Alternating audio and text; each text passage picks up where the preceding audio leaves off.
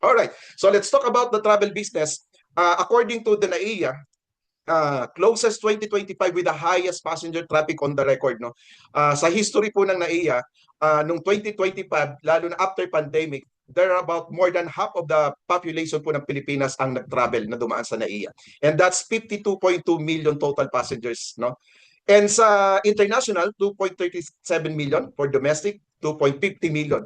Napakalaki. Bakit natin ito pinapakita? To prove na sobrang huge yung opportunity pagka pumasok ka sa ganitong klase ng industry. And well, in fact, if you are going to know yung global travel and tourism industry, this is a $1 trillion industry yung market size po. Dito sa Pilipinas, yung ating tourism market size, that is 13 billion.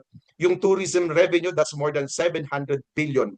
Ganun po kalaki. Kaya kung nagta-travel ka, isa ka sa contributor nung market niyan. Isipin mo kung papasok ka sa ganung negosyo. So yon, bigyan natin ng idea saan nagbo-book yung mga nagta-travel na to. Usually kung hindi siya nag-direct booking sa mga airlines, dito sila dumadaan kay trip.com, booking.com, Agoda, Traveloka, Trivago, in other OTA, no? Ang OTA means online travel agency. So B2C OTA meaning a business to customer. Kapag nag-book ka dito as client ka. So ganun po yan. Now, ang ino-offer po ng ating company, no, is a B2B platform. So hindi ka bibigyan para as client. Magninegosyo ka na parang magkakaroon ka ng platform, same with trip.com, Agoda, and booking.com. Now, gaano ba kamahal para magkaroon ng ganitong negosyo? Para may idea po kayo. For your information, an estimated startup capital for an OTA business where average, no, that's 1.5 million to 4 million. Ito po yung Philippine setup.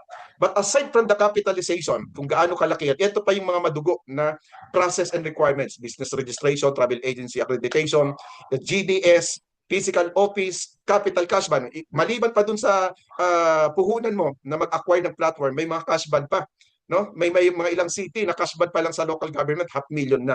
So ang hirap, no, para magkaroon ka ng ganyan. Kaya maraming nangangarap pero hindi natutuloy, na yun ang bibigyan natin ng solusyon ngayong gabi na ino-offer po natin, no? So now presenting and introducing our platform, which is Express Travel Solution, we provide a global connected B2B travel platform. When we say global, buong mundo, no?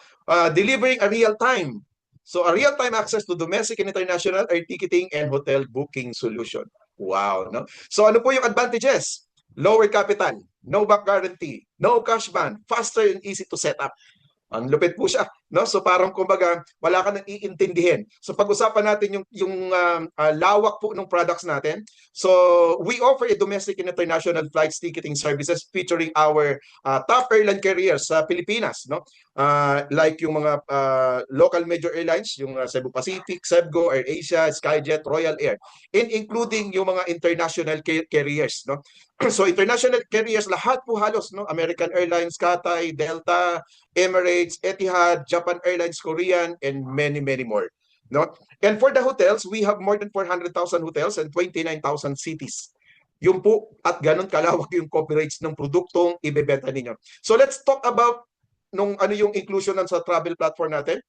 For the air ticket, we are connected real-time for more than 100 international airlines and also 6 local airline partners. In short, halos lahat po ng airlines nasa atin po yung system. Connected real-time. No? For the hotel, as I've said, 4,000 hotels and 29,000 cities. O pag-usapan natin ngayon, yung features. O, mga basic lang po ito na itatackle to sa training once na umattend po kayo. No? Number one, it's a B2B co-branded personalized travel system. Meaning to say, pag sinabing co-branded, pwede nyo lagyan ng logo, business name, contact details. So lahat ng business information.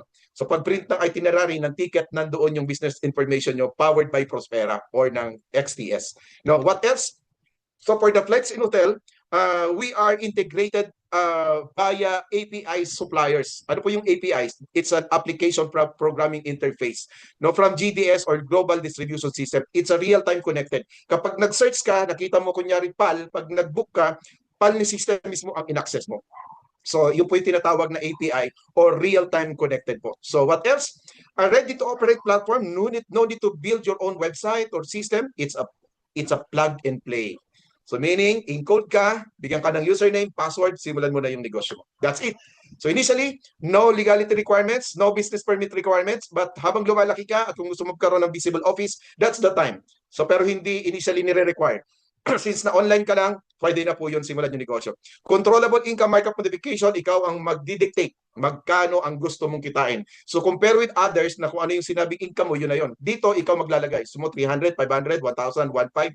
So syempre, tinuturo natin ano yung mga average markup, depende yan kung domestic or international. So yun po yung mga mga features ng ating platform. Also, it's an automated system transaction report, itinerary and email sending, printable itinerary, and acknowledgement receipt. Alright, so yan yung mga kabuuan lang ng mga features ng ating travel platform, Express Travel Solution. Ito po yung itsura na kapag nagkaroon ka po kayo ng account. So yan po yung, yun po yung dashboard, yung personal dashboard na kayo mismo ang magna-navigate, magsi-search at magbubook ng inyong transaction.